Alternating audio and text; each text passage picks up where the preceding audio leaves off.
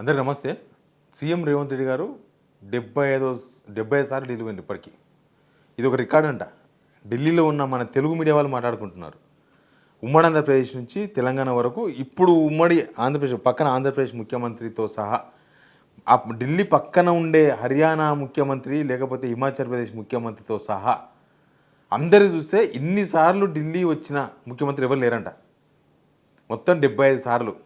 Government వచ్చి 973 days అయింది, 973 రోజులు. ఇంకొక 20 రోజులు అయితే హజార్ కొట్టేస్తాం.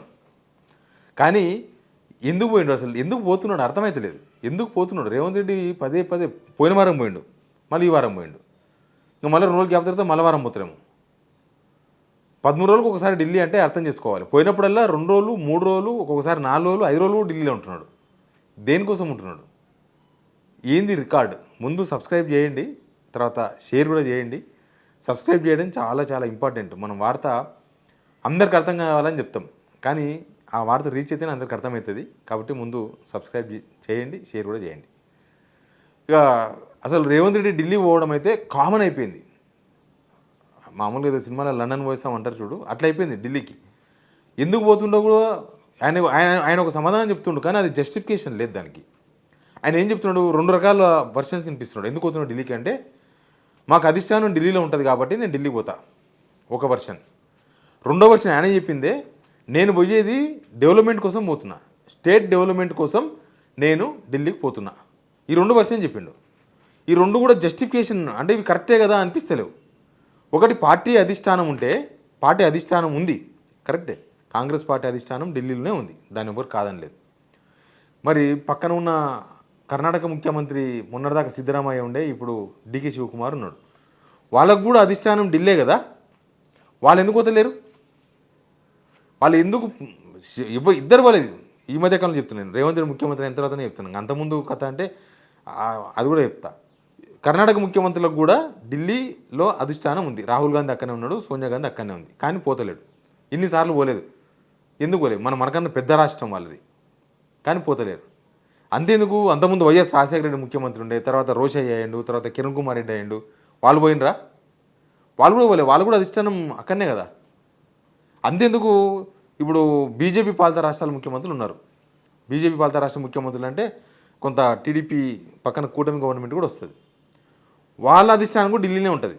వాళ్ళ ముఖ్యమంత్రులు గవర్నమెంట్, వాళ్ళ గవర్నమెంటే సెంట్రల్ గవర్నమెంట్ ఉంది ఢిల్లీలో, కానీ వాళ్ళ రాష్ట్ర అభివృద్ధి కోసమని లేకపోతే వాళ్ళ రాష్ట్రంలో సమస్య వచ్చిందని వాళ్ళు ఢిల్లీకి ఇన్నిసార్లు పోలేదంట. రికార్డ్ అంటే ఢిల్లీలో ఉన్న మన తెలుగు మీడియా వాళ్ళు కౌంట్ చేస్తున్నారు మొత్తం.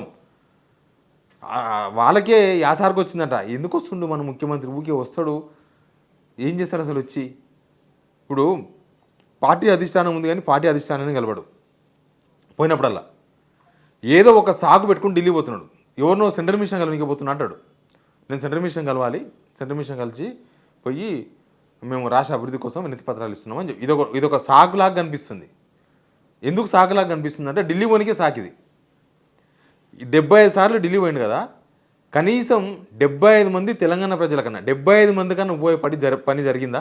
75 మందికి నేను అడిగేది. మనం ఉన్నది 3.5 కోట్లో 4 కోట్లో ఉన్నాం. మనం 75 మందికైనా పనికొచ్చే పని జరిగిందా? ఎందుకు జరగలేదు? అసలు రేవంత్ రెడ్డి షెడ్యూల్ కూడా ఉండదు. ఢిల్లీ వాళ్ళు కూడా షెడ్యూల్ ఉండదంట. టీవీలో వస్తే చూసుకొని ముఖ్యమంత్రి వస్తున్నాడు అంతవరకే. ముఖ్యమంత్రి ఎవరిని కలుస్తాడు, ఏం కలుస్తాడు, ఏం చేస్తాడు, ఏడ తింటాడు, ఏడవంతాడు, నో ఇన్ఫర్మేషన్ మీడియాకు. ఇక్కడ మన స్టేట్లో ఉంటే ఇక్కడ కూడా నో ఇన్ఫర్మేషన్ కదా. ఇప్పుడు నిన్న రాత్రి వచ్చిండు, ఇవాళ ఉందా ఇన్ఫర్మేషన్? ఏడున్నోడు తెలియదు. అట్లే ఉంటుంది అనమాట. అసలు అందుకే ఆయన ఎందుకు పోతున్నాడు ఢిల్లీకి అనేది ఎన్నిసార్లు పోయినా కూడా రిజల్ట్ లేదు కదా. ఇప్పుడు సరే, వేరే రాష్ట్రాల ముఖ్యమంత్రుల కన్నా, బీజేపీ రాష్ట్రాల ముఖ్యమంత్రుల కన్నా, కాంగ్రెస్ రాష్ట్రాల ముఖ్యమంత్రుల కన్నా, కాంగ్రెస్ ఏతర పార్టీల, ఇప్పుడు మనకు జార్ఖండ్ ఉంది, జార్ఖండ్ ముఖ్యమంత్రి రోజు పోతాడు పొద్దుగలేసి. అంతకుముందు కేసీఆర్ గవర్నమెంట్ ఉండే, కేసీఆర్ ముఖ్యమంత్రి ఉండే. కేసీఆర్ ఢిల్లీకి పోవడం అంటే అదొక పెద్ద సంచలనం ఉండే. కేసీఆర్ ఢిల్లీ పోతున్నాడంటే ఒక పెద్ద కథ కార్ఖానా, దానికి ఒక పెద్ద లెక్క ఉంటుండే.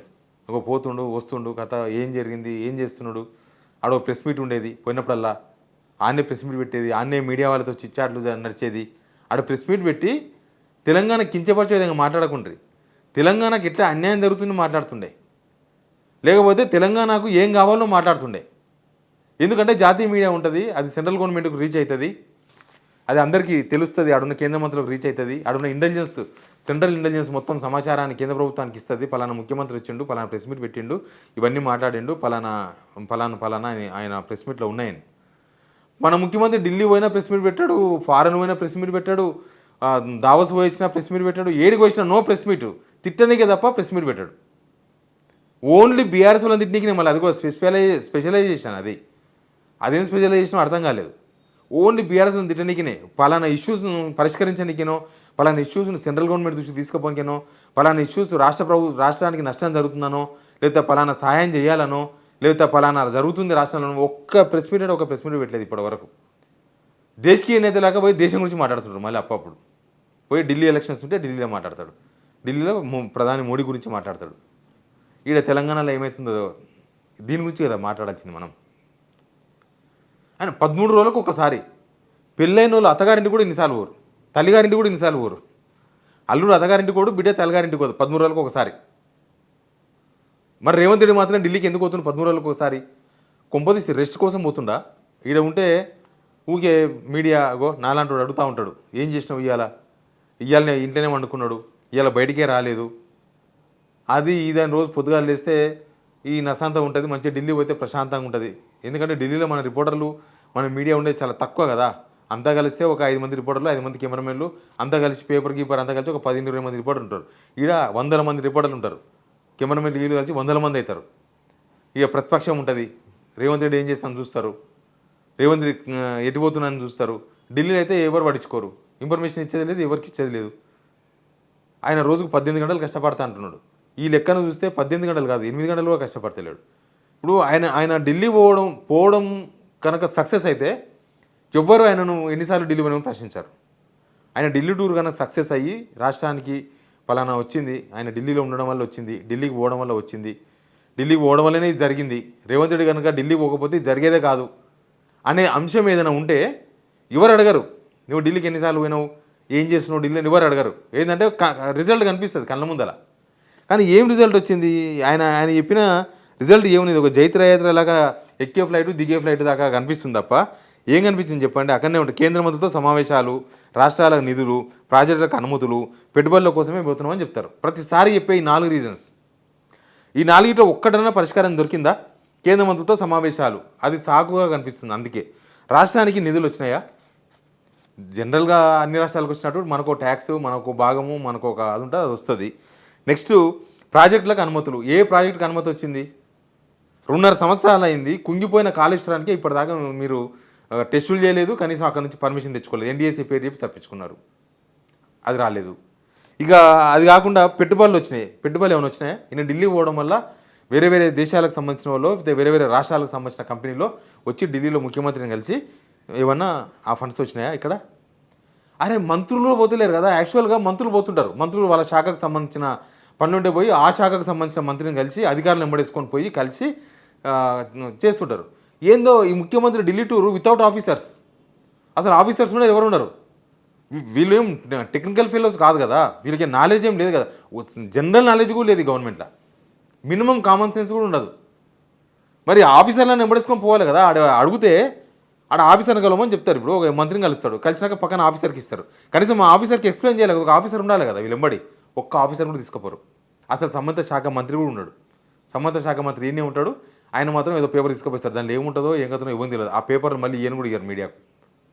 ఎనీవే ఆయన ఢిల్లీ టూర్లు ఖర్చు కూడా వేస్ట్ అవుతుంది. సింపుల్గా చెప్పాలంటే రేవంత్ రెడ్డి ఢిల్లీ టూరు ఖర్చులు కూడా వేస్ట్. ఆయన కాఫీ ఖర్చులు, ఆయన టీ ఖర్చులు, ఆయన భోజనం ఖర్చులు, ఆయన నీళ్ళ ఖర్చులు, ఆయన ఫ్లైట్ ఖర్చులు అన్నీ వేస్ట్ అవుతున్నాయి.